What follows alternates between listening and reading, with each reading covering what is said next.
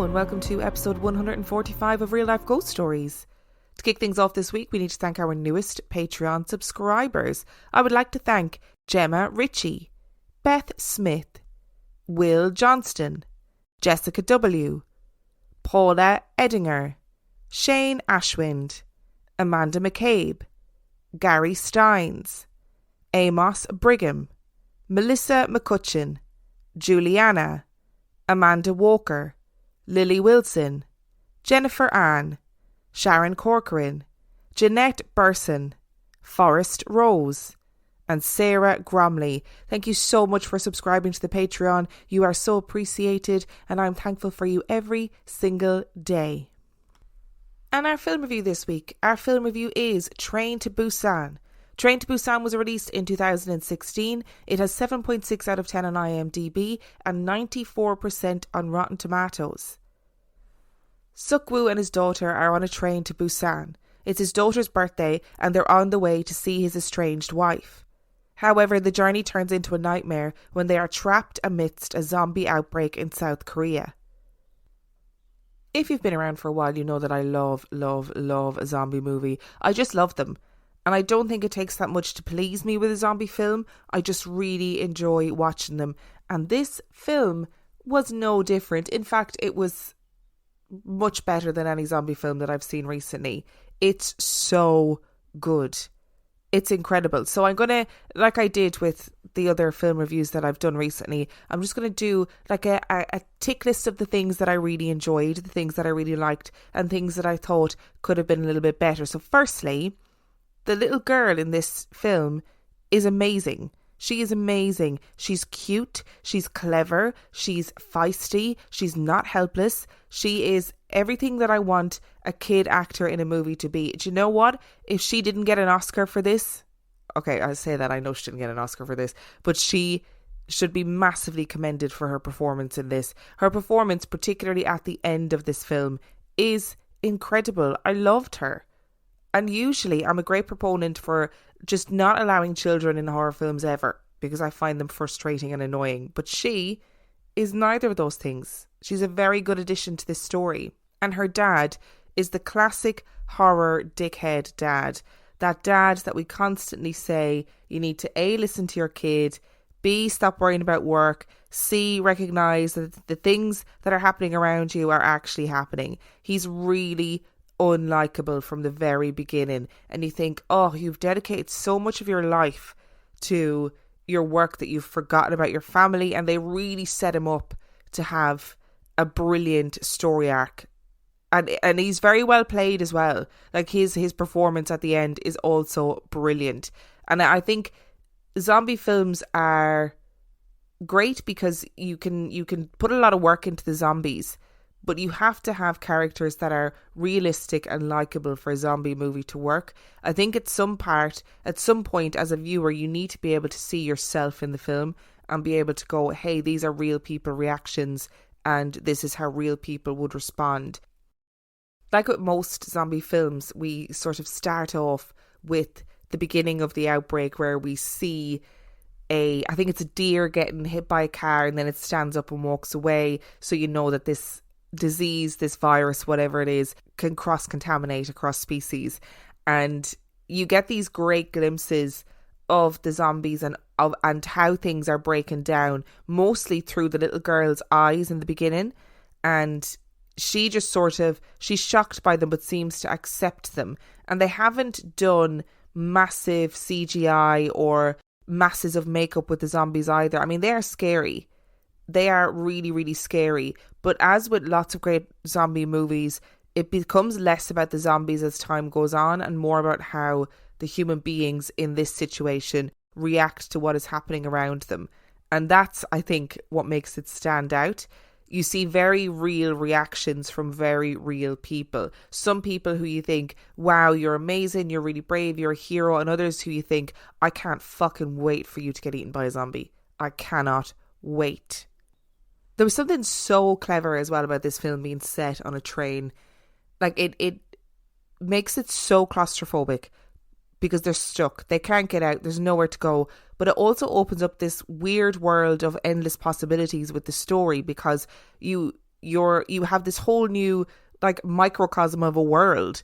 You're not sort of running around a city. They don't have weapons. They don't have guns. They don't suddenly have access to all of these things. They have to make do with what they have in the space that they have. And it was such a good idea to set it on a train.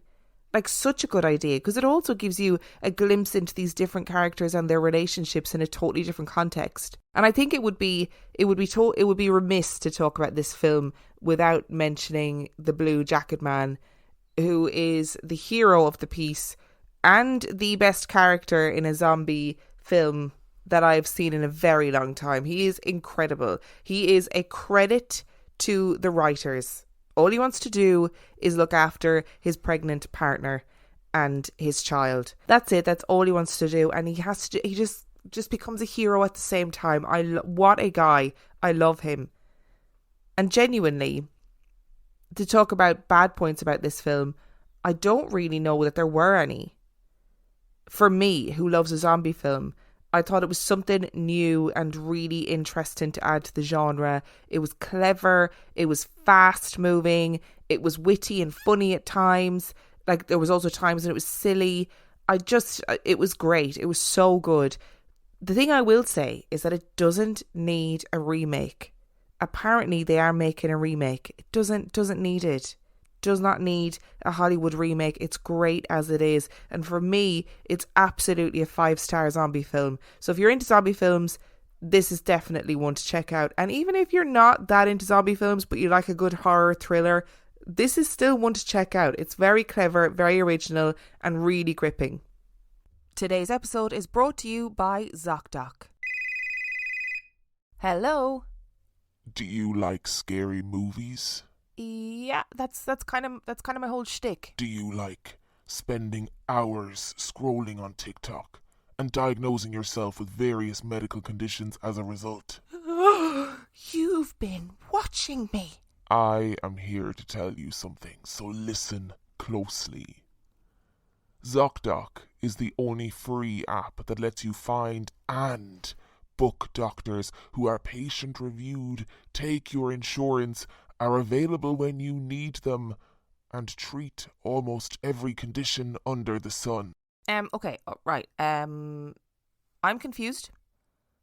Is this not meant to be more murdery? More stabby? Yeah, I actually think I've gotten a bit of a bad rep, to be honest. And I'm trying a new approach, more helpful, more human. Wow, weird. But I'm listening. Surprise twists may work for horror movies, but not for medical care. With ZocDoc, there is no alarm and no surprises. Choose from thousands of patient-reviewed doctors and specialists, browse doctor profiles, upload and verify your insurance information, and get the care you need. I hear what you are saying, but this might be the weirdest thing that's ever happened to me. Go to ZocDoc.com/ghost and download the ZocDoc app for free. Then find and book a top-rated doctor today. Many are available within 24 hours. That's ZocDoc.com/ghost. So, how does it feel when you play Roll Up to Win with Tim Hortons? Buy a hot or cold beverage using the Tim's app and find out. Roll in the app for a chance to win prizes ranging from free coffee and donuts to a Universal Orlando resort vacation or a sweet car. Oh, don't forget the TV. And this year, every roll is a shot at a $1,000 daily giveaway drawing for 2 $500 prizes. Roll up to win and get treated by Tim's. No purchase necessary. Account registration required. 50 U.S. and D.C. 18 plus entered by 4/2/23. See rules at rolluptowin.com for free entry and full details. Void in Florida and where prohibited. Which brings us to our story this week. Now, I need to give a massive shout out to Mysteries of the Unexplained podcast. They covered this story a few months ago and it really fascinated me. And I thought, what better time than now to talk about scary shit that happens underground? So let's get into it. Humans have long held a fascination with the unknown. We seek out bits of our planet that we don't understand and spread ourselves over them to try and absorb every microscopic speck of knowledge. It could be argued that our need to know comes from pure intellectual curiosity. But it also could be argued that our need to know comes from a deep desire to control. The more you know about something, the better chance you have of utilising it. We are desperate to know what secrets exist in space and what the depths of the ocean have in store for us. And we also want to know what treasures exist underground. In the 1800s, there was a mad scramble to create transport links that would make the movement of goods and people more efficient. And there was a particular drive to somehow link Boston and New York City. A reliable link between the two hubs would allow for far-reaching economical impact, and the idea of building a railroad was settled upon. This was no easy feat, and the construction workers and architects came face to face with many geographical impediments, which would result in the construction lasting over 20 years. In the north of the state of Massachusetts towered the Hoosac mountain range, and this became one of the most formidable obstacles in the construction effort. There was no conceivable way to build around the mountain range, so it was decided that come hell or high water, a 5-mile tunnel would be constructed through the mountains. There was no easy or slick way of doing this, however, and the tools available were limited. Black powder explosives were unpredictable at best, and lacked the accuracy needed to ensure it was used safely. Pickaxes and the bare hands of hundreds of men were the next weapons of choice against the rocky outcrop. The going was tough and incredibly dangerous. Lives were lost when tunnels collapsed, whether killing men instantly or trapping them alive. Poor ventilation and the build-up of toxic fumes caused men to suffocate. But all the while they powered on, making slow and painful progress through the mountains. That was until 1865, when the invention of nitroglycerin meant that more aggressive progress could be made. The powerful explosive allowed for huge chunks of the mountain to be blown up and removed. But with this power came even deadlier risks. It wasn't long after its introduction that the first fatal accident occurred because of nitroglycerin. On the 20th of March 1865, a 3-man crew were tasked with the detonation of dynamite to begin the next part of the excavation of the tunnels. Ned Brinkman and Billy Nash laid the dynamite, while it was the job of Ringo Kelly to detonate the explosives at the appropriate time. Timing was key in all of these missions, as detonating the explosives a second too early meant that the team wouldn't have the chance to get to safety, and would therefore be in extreme danger. There was no way of accurately predicting how the explosion would occur and what the aftermath would be. Ringo Kelly detonated the dynamite too early, and Brinkman and Nash did not have the time to make it to safety. They were killed instantly in an avalanche of falling rocks. Stories like this were not uncommon in the building trade, but Ringo Kelly simply couldn't get over what had happened. His behaviour completely changed, and he became anxious and frightened all of the time. He was once a strong and boisterous workman, and he was now a trembling wreck, virtually unable to enter the tunnels and rambling incoherently about shadows and whispers. And then he disappeared completely. On the 30th of March, Kelly was found in the exact spot where Brinkman and Nash had died. He had been strangled to death. Deputy Sheriff Charles F. Gibson began to investigate, thinking that perhaps Kelly was murdered by a co-worker who wanted revenge for the death of Brinkman and Nash. But no one was ever charged, and there weren't even any viable suspects. The death of Kelly sent shockwaves through the workers. They had listened to him rant about whisperings and shadow people, and the rumours began to swirl that Kelly was indeed killed in revenge, but not by anyone living. The men began to hear cries from deep inside the tunnels, shrieks of terror and moans of pain that pierced the silence and lingered in the air. This was unlike any sounds they had heard in the tunnels before. And soon there was a mass walkout, and many men refused to enter the tunnel, prompting the construction company to enlist the help of both academics and clergymen to try and alleviate the mounting fears. A man named Paul Travers was one such expert who was drafted in to help solve the ever-growing mysteries of the tunnel. In September 1968, Travers wrote a letter to his sister in which he stated, "The men constantly complain of hearing a man's voice cry out in agony and refuse to enter the great shaft after nightfall. Mr. Dunn has reassured them time and time again that the strange sound is nothing more than the wild winds sweeping down off the mountainside. Our work has slowed to the point where Mr. Dunn asked me to help him conduct an investigation into the matter." Travers was a mechanical engineer and had been a highly respected cavalry officer in the Union Army. Mr. Dunn, the foreman of the site, knew that the men not only knew who Travers was, but they would also respect the conclusions that he would draw. Dunn and Travers began their investigation by entering the tunnel at 9 p.m. And their conclusion was not what either of them had anticipated. In the darkness of the tunnels, they listened to the steady drip of the water that bounced off the walls. Their eyes never adjusted to the gloom, and their lamps did little to light the way, as the darkness seemed to hungrily consume any light it could. And then it started. A low moan echoed from some unknown nook. Both men stopped and listened. There it was again. Unmistakable. The moan of a man in pain, intensifying with each second and interspersed with sobs. Travers felt a cold sweat begin to form on his brow. He had heard this sound before, and it had haunted him ever since. He wrote in a letter to his sister, "Last night, Mr. Dunn and I entered the Great Tunnel at exactly 9 p.m. We travelled about 2 miles into the shaft, and then stopped to listen. As we stood there in the cold silence, we both heard what truly sounded like a man groaning out in pain. As you know, I have heard this sound many times during the war.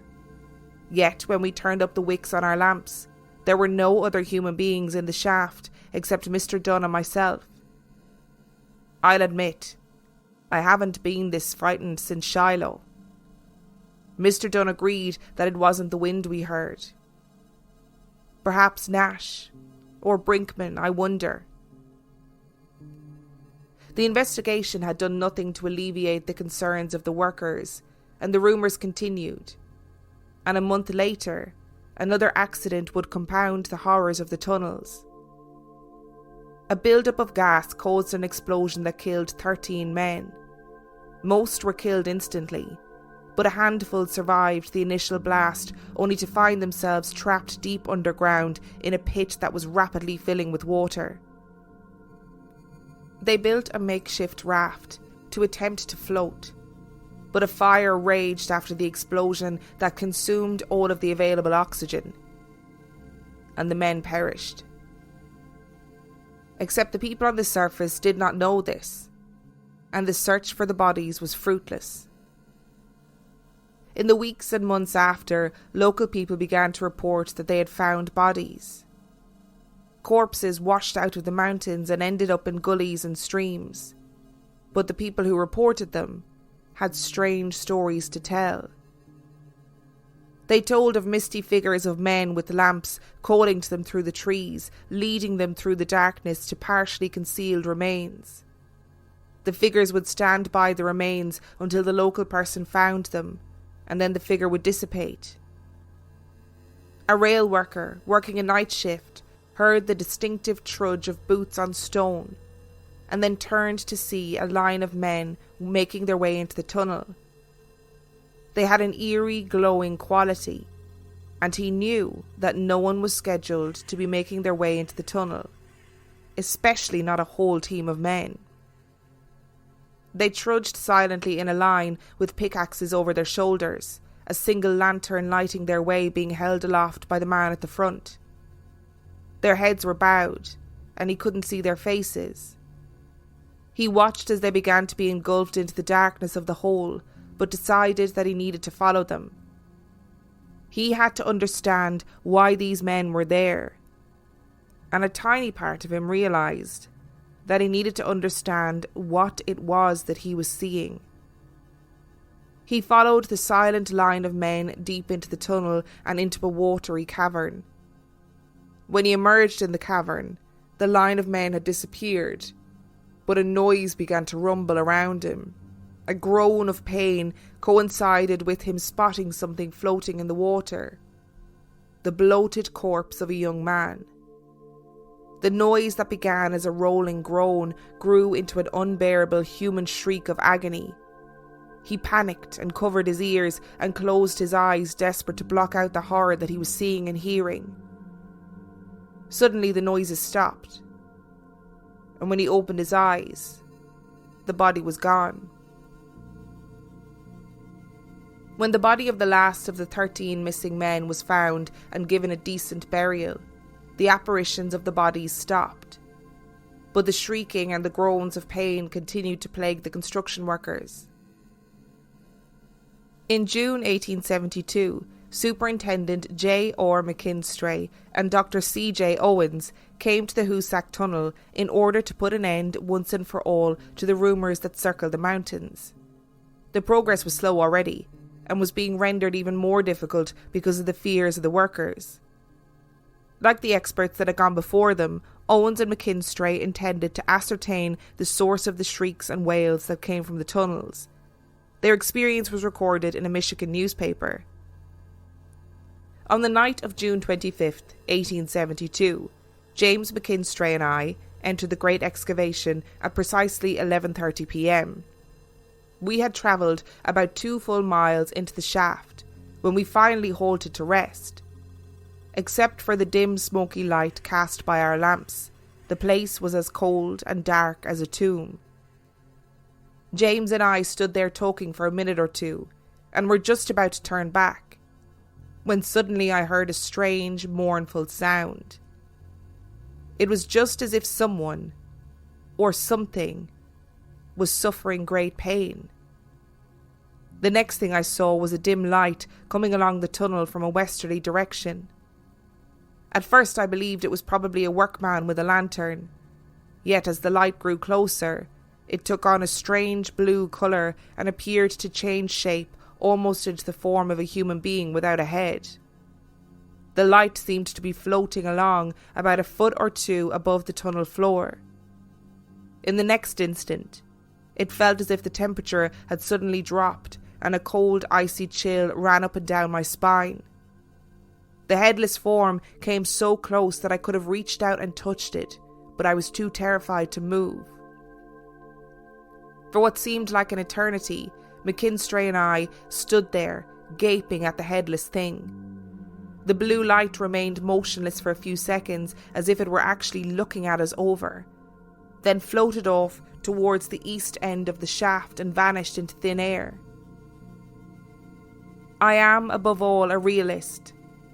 Nor am I prone to repeating gossip and wild tales that defy a reasonable explanation. However, in all truth, I cannot deny what James McKinstry and I witnessed with our own eyes. Again, the fears of the workers seemed to only have been compounded. The mysterious wails and moans weren't solved, and 2 more experts had been faced with something that made them question their own beliefs. The tunnel continued to impact the workers, but it also impacted the people in the surrounding communities. Local hunter Frank Webster disappeared for 3 days and was found on the banks of a river, badly beaten, with an extraordinary tale to tell. He claimed that while hunting, he had heard the voices calling him towards the caves. When he went to investigate, he saw multiple men working in the caves. All were striking rocks with their pickaxes, but there was no sound. The scene was so incongruous with the silence that it became deafening, and Webster began to panic. Then he remembered feeling a smack on his head.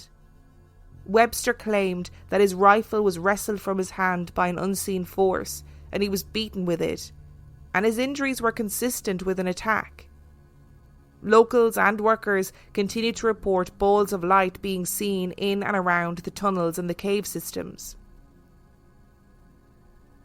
On the 9th of February 1875, the first train travelled safely through the Hoosac tunnel.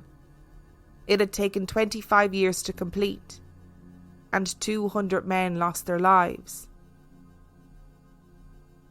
But the tragedies of the Hoosac tunnel do not end there.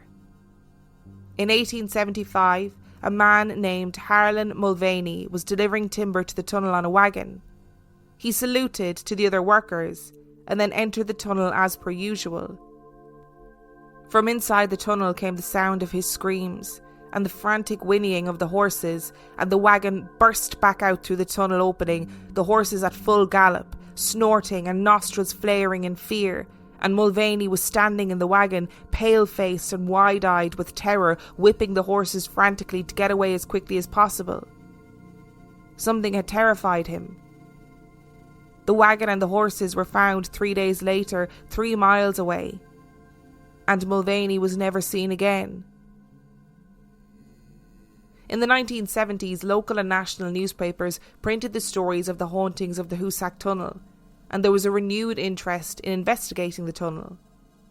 Bernard Hostaba decided to walk the 5 miles of the tunnel to prove that it was not haunted. He was never seen again.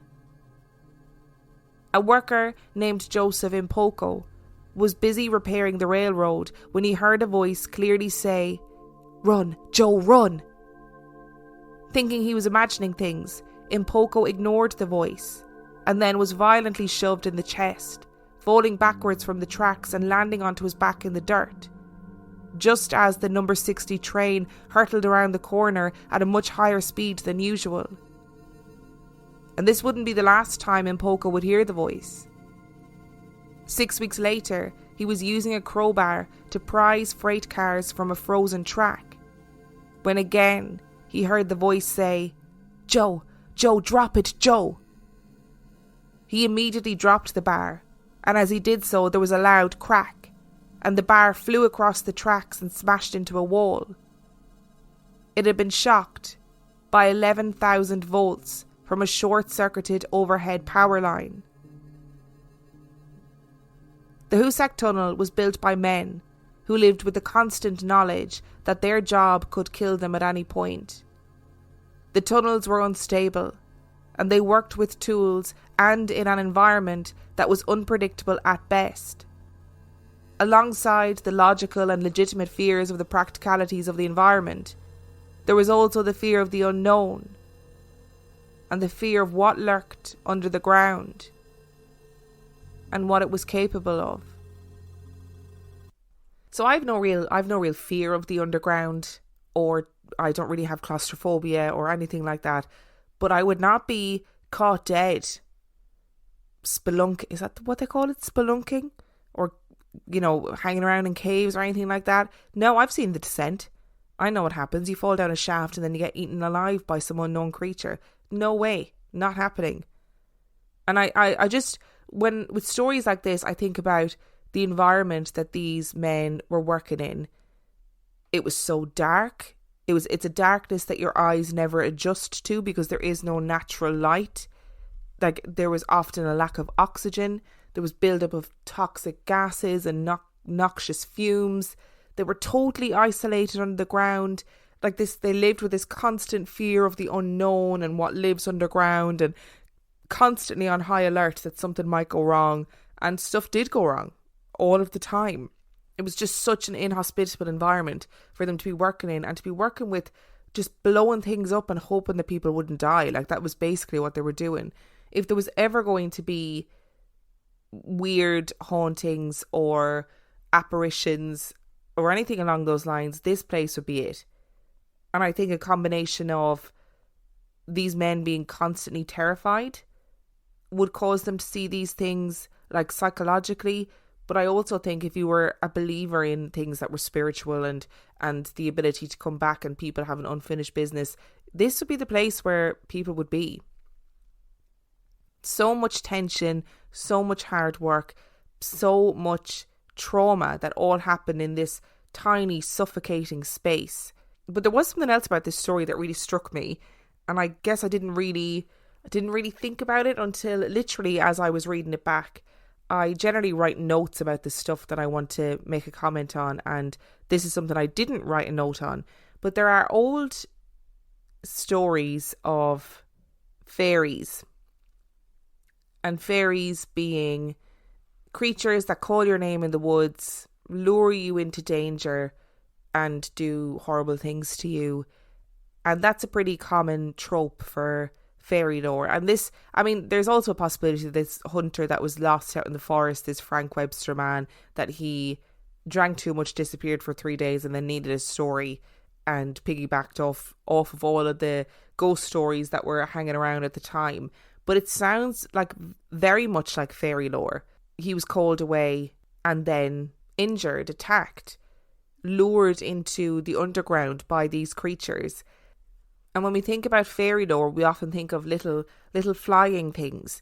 But often in Irish fairy lore, fairies were seen as these glowing, human-sized figures, which is what Owens and McKinstry saw, which was a glowing figure that came from inside of the caves. And in Irish fairy lore, these fairies live under mountains. They live underground. They live under rocky outcrops. Same in Iceland with their Elven. It's Elven. With their lore about elves. Maybe that's a better way to put it. They live in rocky outcrops. So maybe it's not just ghosts that's haunting the Hoosac Tunnel. Maybe it's fairies too. You know? Or maybe it's all psychological. Who knows?